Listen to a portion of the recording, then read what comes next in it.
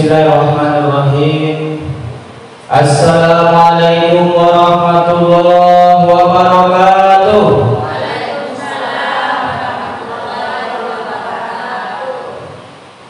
Alhamdulillahillazi wa kafa. Wassalatu wassalamu ala Rasulillah Muhammad bin Abdillah wa ala alihi wa sahbihi wa mawala. Asyhadu an la ilaha illallah wahdahu la syarika lah wa asyhadu anna Muhammadan abduhu wa rasuluhu la nabiyya ba'da. Allahumma shalli wa sallim ala sayyidina Muhammad wa ala ali sayyidina Muhammad. Apa kabar, sehat Bu? Sehat? Kita syukuri nikmat yang sehat ini dengan mengucapkan alhamdulillahi rabbil alamin. Segala puji bagi Allah.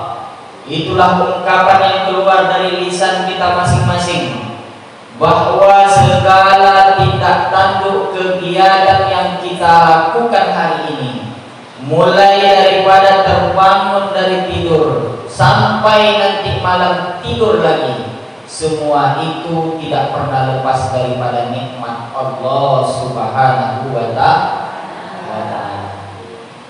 Setiap tetesan darah, kedipan mata, detak jantung yang terjadi pada diri kita setiap waktu, itu semua hanya berkat nikmat dan rahmat Allah Subhanahu wa ta'ala. Maka kita sebagai hamba Allah yang beriman, ciri salah satu orang yang beriman adalah orang yang selalu mensyukuri nikmat Allah. Ingat, la in zakartum la azidannakum wa la in kafartum inna azabi lasyadid. Barang siapa yang bersyukur akan pemberian Allah, atas segala nikmat dan rahmat Allah, maka Allah akan lipatkan nikmatnya kepada kita. Wala in kafartum inna azabi lasyadid. Barang siapa yang kufur, barang siapa yang ingkar, enggan untuk bersyukur, tak mau mensyukuri nikmat Allah, inna azab bila syadid, maka tunggulah azab Allah yang sangat pedih. Maka siapa yang bersyukur akan ditambah, dan barang siapa yang ingkar dan kufur, maka azab yang akan kita terima. Maka ciri salah satu orang yang beriman adalah orang yang selalu mensyukuri nikmat Allah. Dua tanda cara kita untuk mensyukuri nikmat Allah. Yang pertama, syukur bil lisan, bersyukur dengan ucapan. Maka setiap segala keadaan kita, maka ucapkanlah kata alhamdulillahi rabbil alamin. Itu syukur dengan lisan. Itulah syukur yang paling mudah. Tapi tak cukup dengan itu saja, harus ditambah.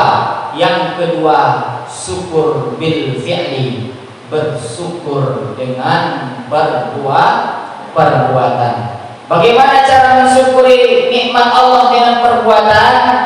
Imtisalun awamirillah wa yajtanibun nawahi, menjalankan segala perintah Allah, wa yajtanibun nawahi, dan menjauhi segala larangan Allah.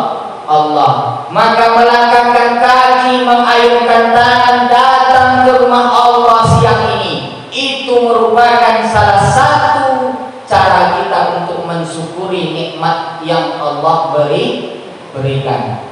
Ibu yang hadir di rumah Allah siang ini, tak lepas di dalam diri kita tiga nikmat. Yang pertama, nikmat iman yang masih ada di dalam dada. Kalau nikmat iman dan rasa takut yang masih bersarang di dalam diri, jauh kadang kita sudah rindu untuk datang ke masjid. Belum lagi hari Jumat, kita sudah rindu hendak ingin pergi datang ke majelis ilmu. Begitu kalau rasa nikmat iman dan rasa takut itu masih ada. Dan kalau tak sempat datang misalnya ke masjid siang ini, ada rasa rugi terselip di dalam hati, ada rasa yang tak enak di dalam hati, karena tak sempat dan tak bisa hadir di majelis ilmu pada siang ini. Itu tanda kita masih diberikan oleh Allah nikmat iman. Mudah-mudahan nikmat iman ini selalu ada di dalam hati dan hendaknya kita jaga sampai mati, dan itulah yang akan kita turunkan kepada anak cucu kita. Mudah-mudahan hendaknya kita istiqomah di jalan Allah. Amin ya rabbal alamin. Yang kedua, setelah nikmat iman ada, nikmat rasa takut masih ada. Yang kedua, nikmat kesempatan atau nikmat umur yang panjang. Ada pun rasa takut, cinta pun dengan pengajian, rindu hendaknya datang ke masjid, ingin mendengarkan kajian-kajian yang disampaikan oleh mubalik-mubalik, ustaz-ustaz. Tapi ada satu nikmat ini yang tak diberikan Allah, kesempatan, umur yang tak pendek, yang tak panjang, umur yang pendek. Maka berapa banyak saudara-saudara, tetangga, sahabat, teman awak yang dulu mungkin Jumat kemarin masih sama-sama duduk di masjid ini, mungkin bulan yang dulu masih sama-sama datang ke pengajian ini, tapi pada Jumat ini mereka sudah tak ada lagi. Kenapa? Karena Allah sudah cabut dari dalam dirinya nikmat kesempatan dan nikmat umur yang panjang. Maka bersyukur awak sampai detik ini Allah masih berikan kesempatan dan umur yang panjang kepada kita semua. Hendaknya Allah berikan kita umur yang panjang dalam keadaan taat, dan Allah sudahi akhir kalam kita dengan istiqomah husnul khatimah. Yang pertama nikmat iman, yang kedua nikmat panjang umur dan kesempatan, dan yang ketiga nikmat kesehatan. Badan yang terasa sehat. Kalau tak ada sakit yang terlalu parah, tapi hati terasa terpanggil datang ke rumah Allah. Tapi ada satu nikmat yang tak dapat kita lakukan. Ada satu nikmat yang tidak Allah berikan kepada kita. Salah satu dari yang tiga ini, kalau tak ada di dalam diri kita, tak mungkin kita akan ada di rumah Allah sampai hari ini. Salah satu saja, tak perlu tiga-tiganya. Contoh, andaikan hari ini ada orang yang merasa terpanggil hatinya, ingin datang ke rumah Allah, sedih rasanya tak kalau sempat tak datang, tapi kesempatan tak diberikan Allah. Mungkin barangkali umur mungkin masih ada, tapi kesempatan yang tidak diberikan Allah. Ada saja kesibukan yang tak bisa diundur dan ditunda. Makanya badan yang sehat, nikmat iman yang ada, takkan mungkin kita ada di rumah Allah ini kalau tanpa nikmat kesempatan. Begitu juga sebaliknya, ada orang badan sehat, bugar, subur, tak ada sakit satupun, kesempatan ada, umur panjang, badan sehat, kesibukan tidak ada, tapi tak ada merasa terpanggil untuk datang ke rumah Allah pada siang ini. Aku nyoba doa banyak-banyak ke Allah Ta'ala, mintalah hati agar dilunakkan ingin datang ke rumah Allah. Laula amartani ila ajalin qarib, kata mayat di dalam kubur, memokik mayat di dalam kubur, menyesal. Kenapa? Ya Allah, kembalikanlah kami balik ke dunia ya Allah. Ya Allah, berikan kami kesempatan waktu ingin balik ke dunia. Tak lama kami minta ya Allah. Berapa lama? Qarib, sebentar saja. Tak lama diminta mayat itu, tak lama, hanya minta sebentar saja. Maka apa kata malaikat? Hai mayat, andaikan kami berikan engkau kesempatan balik ke atas dunia, kau mau buat apa hai mayat? Apa yang akan kau lakukan kalau kau kembali ke dunia? Dijawab oleh para mayat, wa asaddaqa minas pilihin, kami akan bersedekah dan beramal soleh. Fa'akuna minas solihin, dan kami yakin dengan seyakin-yakinnya tak ada mayat yang menyesal ini balik ke dunia. Ketika ditanya malaikat, nak apa balik ke dunia? Nak pakai haji, malaikat tak ada. Tak ada yang ingin berbuat naik haji, tak ada yang ingin umrah, tak ada yang ingin berbuat segala sesuatu. Hanya dua saja yang diminta oleh malaikat, yang diminta oleh mayat. Andaikan kesempatan itu diberikan Allah, balik dia ke dunia, dua yang akan dilakukan mayat itu. Yang pertama, dia akan bersedekah sebanyak-banyaknya, dan yang kedua berbuat amal soleh. Kenapa? Karena mayat sudah merasakan secara langsung bagaimana manfaatnya daripada sedekah dan amal soleh ketika berada di dalam liang lahat.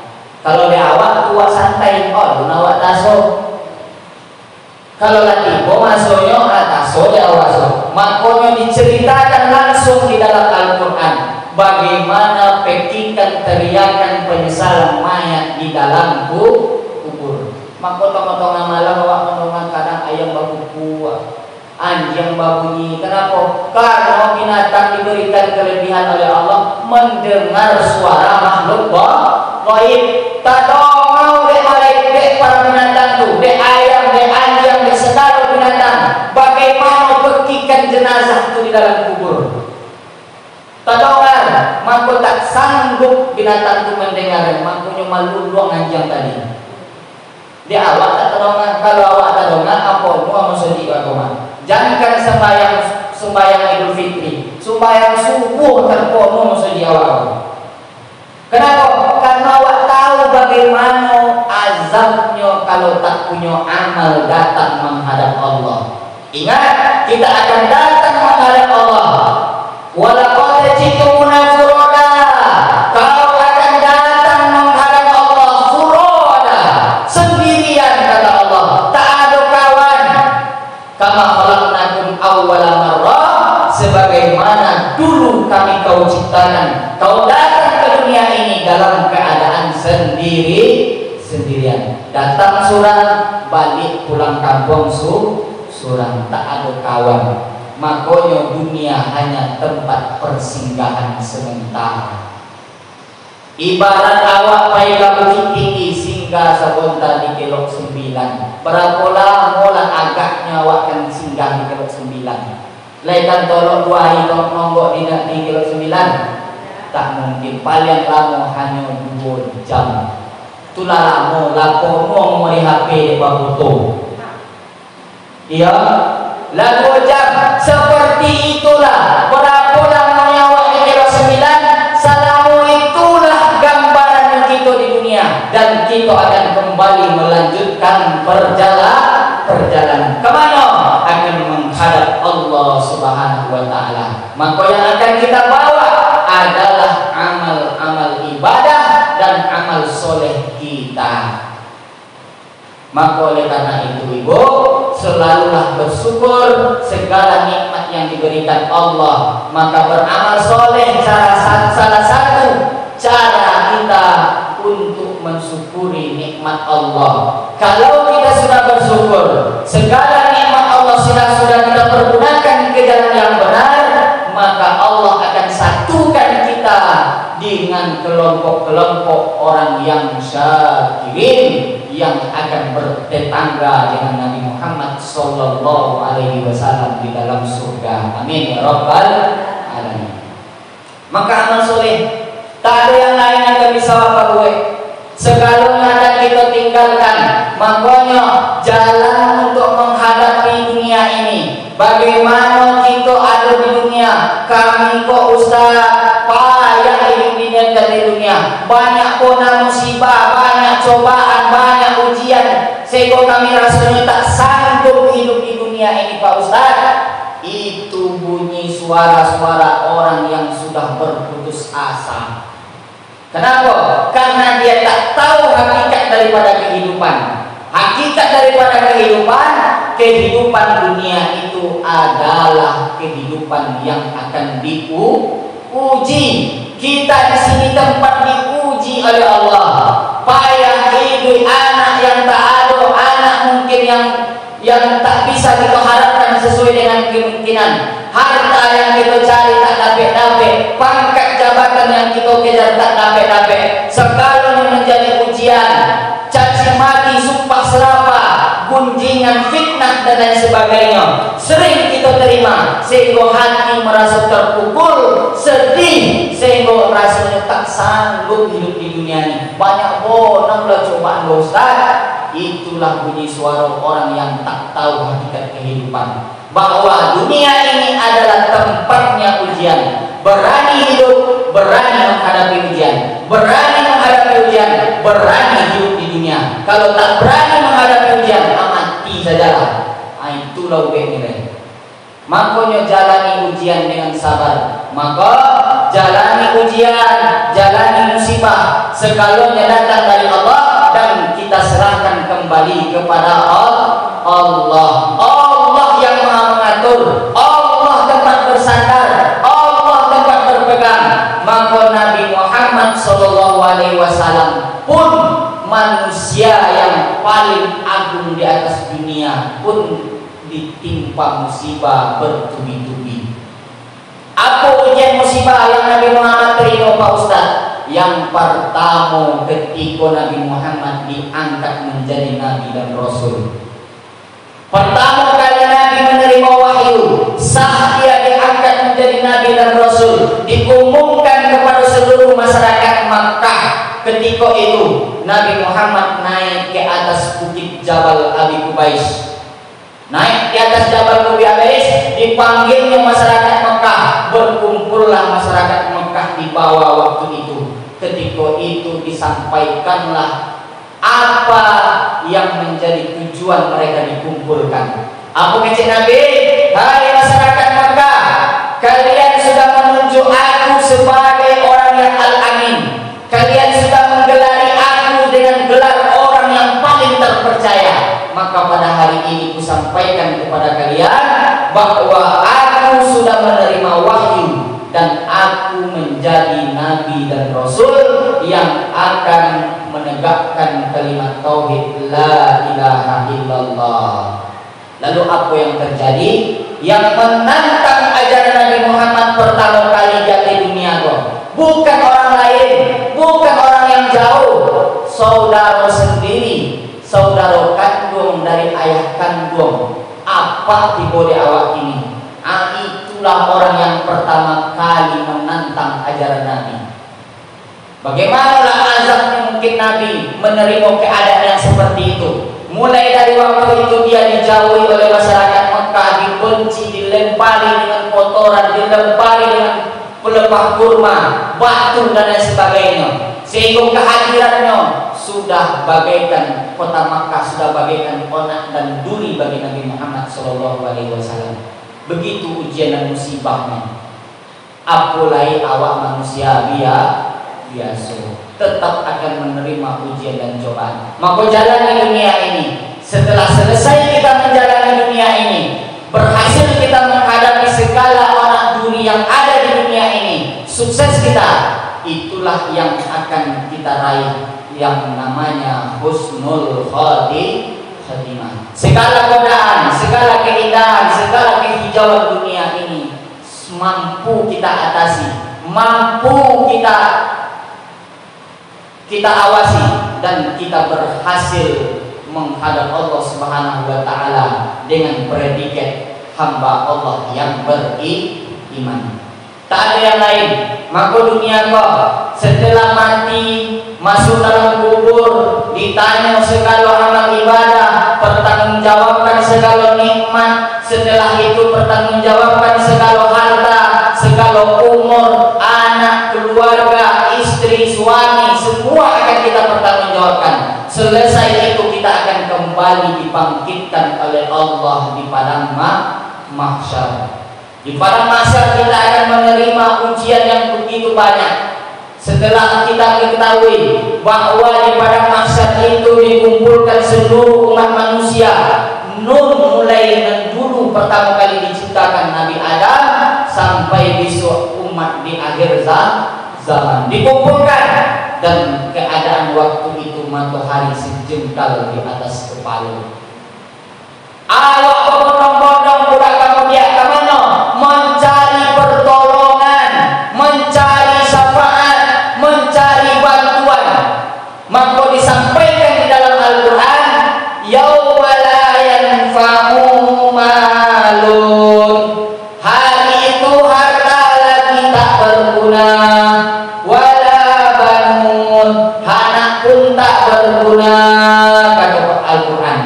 Sambungan ayatnya, illa man atallahu biqalbin salim, kecuali yang selamat itu orang-orang yang datang menghadap Allah biqalbin salim, dengan hati yang selamat.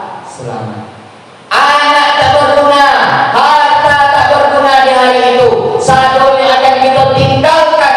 Bahkan dulu ketika kita wafat sudah kita tinggalkan sadonya, dan kita datang pada para mahsyar mencari syafaat dan bantuan. Kenapa? Karena kita sudah tak lagi bermanfaat bagi siapapun. Harta yang dulu kita cari tinggal, anak dulu yang kita banggakan tinggal, tak bisa memberi manfaat. Ketika itu sibuk masing-masing. Suami akan lari dari istri, anak akan lari dari orang tua, saudara kandung akan lari dari saudara kandung. Kenapa? Karena semua sibuk dengan urusannya masing-masing. Si anu sibuk mengurus urusannya, awak pun sibuk mengurus urusan awak. Mencari orang yang pernah kita zalimi, mencari orang yang pernah kita curi hartanya, sekalanya akan kita selesaikan di padang mahsyar sebelum amal itu ditimbang. Selesai saja, barulah kita masuk ke babak penentu. Itulah yang dinamakan penimbangan amal.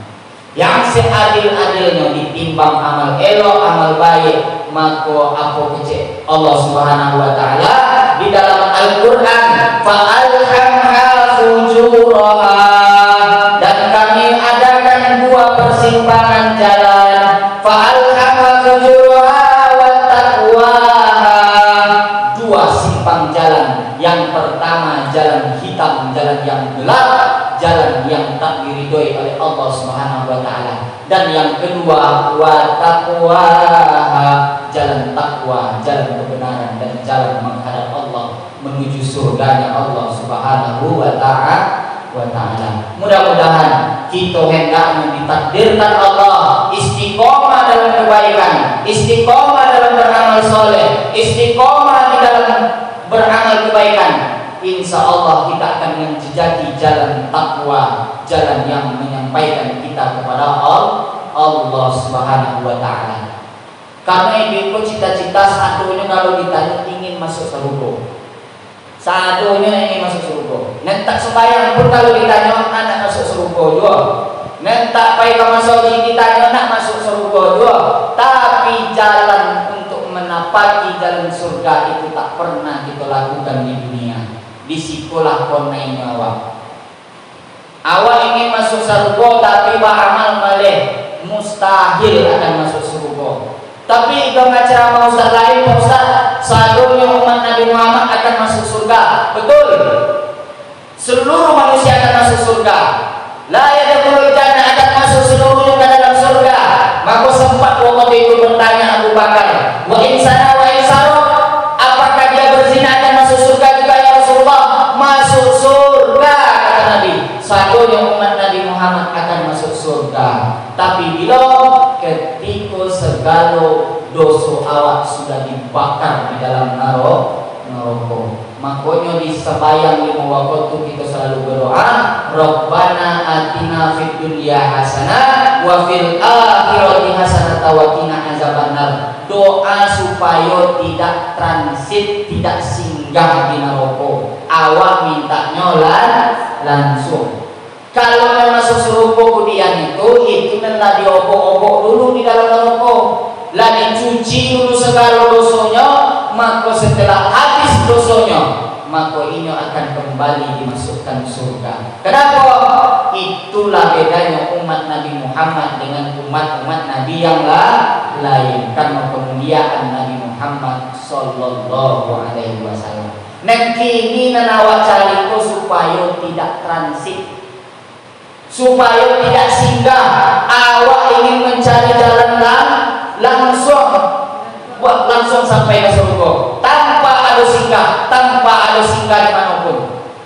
Itu nanawa cari. Banyak jalannya. Ada orang yang masuk surga dengan sedekahnya, ada orang yang masuk surga dengan hajinya yang mabrur, ada yang masuk surga dengan amal puasanya, ada yang masuk surga dengan sholatnya. Maka ya'ti yaumal qiyamah bi sholatin wa siyamin wa zakatin wa shadaqatin. Maka setiap manusia akan datang menjumpai aku dengan amal sholatnya, dengan amal puasanya, dengan amal sedekahnya, dengan amal hajinya. Semua orang akan masuk surga dari pintu mana yang ia lakukan waktu dia di dunia. Maka pilihlah dari pintu mana yang awak ingin masuk surga. Maka ada satu hadis Nabi, Abu Kece Nabi, ada orang nanti yang akan masuk surga tidak ditentukan pintunya. Dia sendiri yang memilih dari pintu mana dia akan masuk. Siapakah orangnya? Apa kata Nabi? Iza sholat al-mar'atul khamsaha wa shamat sahraha wa hafizat farjaha wa atu'at zawjaha qila laha dukhulil jannah min ayyi abwabil jannati sitti. Ada orang yang datang masuk ke dalam surga dengan pintu yang mana yang dia kehendaki. Apa kata para sahabat? Siapa mereka ya Rasulullah? Mereka adalah perempuan-perempuan yang melaksanakan 4 perkara. Yang pertama, iza sholat amar khamsaha, perempuan yang tidak pernah meninggalkan sholat 5 waktu. Itulah yang pertama syaratnya. Yang kedua, wasomat wasahroha, berpuasa di bulan Ramadan. Hendaknya umur yang panjang Allah berikan, badan yang sehat, berjumpa di Ramadan tahun depan. Amin ya Rabbal alamin. Yang tinggal puasanya gimana Pak Ustaz? Kodo, wajib kodo. Tak ada cerita. Kalau sembahyang selagi dan ingat yang tinggal wajib kita kodo. Tapi puasa ingat tak ingat wajib di kodo. Itu bagi ibu-ibu. Syarat yang kedua. Yang ketiga, wahafizat farjaha, menjaga kehormatan seorang perempuan. Yang keempat, wa ata'at zaujaha, taat kepada suami. Empat ini sudah dilaksanakan, empat-empatnya sudah sukses menjalankan. Maka dikatakan Allah kepada perempuan itu, qilalah adkhulil jannah, masuklah kamu ke dalam surga. Ayya abwabal jannati sitti, dari pintu manapun yang kamu suka. Diberikan pilihan 7 pintu surga akan diberikan Allah. Lainnya sudah itu mah syarat nyampe tadi. Nak boleh kuang cik dia lah. Anti kau boleh saksi nak bisa suruh dengan kau tadi. Aku dah buat taat ke suami, anda bisa harus kau ompeknya komplit. Tidak ada diskon. Karena awak akan masuk surga dari manapun yang awak suka. Nak dari pintu nang godang, nak dari pintu nang kocik, nak dari jendela, nak dari loteng masuk tasorah. Suku hati awak, yang penting syaratnya 4 perkara. Yang pertama sembahyang, yang kedua puasa, yang ketiga menjaga kehormatan, dan yang keempat taat kepada suami. Apa lagi yang keempat masuk lorong Ustaz? Apa kata Nabi? Andaikan manusia sujud kepada manusia itu tidak berdosa, maka aku syariatkan seorang istri sujud kepada suami. Bagaimana untuk bisa contoh itu?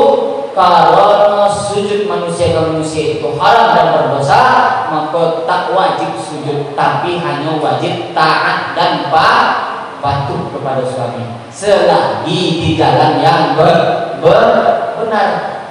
Kalau lakinya Fir'aun, Pak Ustaz, jangan ikut pula. Kalau lakinya Fir'aun, contoh pula bininya Fir'aun. Bini Fir'aun adalah orang yang paling soleha. Dialah yang membesarkan seorang nabi yang bernama Musa alaihi salam. ikut selagi lagi itu benar. Kalau lagi mengajar tutup aurat, kalau lagi mengajar datang ke masjid, kalau lagi mengajar jangan menghibah, menggunjing, menfitnah, ikut dan wajib patuhi. Kalau tak ikut patuhi, konai syarat yang komplek tadi, tak jadi masuk surga dari pintu yang manapun. Ingat, makanya salah satu daripada manusia yang mendapatkan toleransi yang teramat sangat istimewa dari Allah adalah kaum Hawa dan perempuan yang melaksanakan yang 4 perkara tadi. Mudah-mudahan hendaknya Allah berikan kita iman yang kuat, istiqomah, hendaknya bisa kita laksanakan yang 4 tadi dalam kehidupan kita. Amin ya rabbal alamin. Mungkin itu saja ceramah singkat kita pada siang yang berbahagia.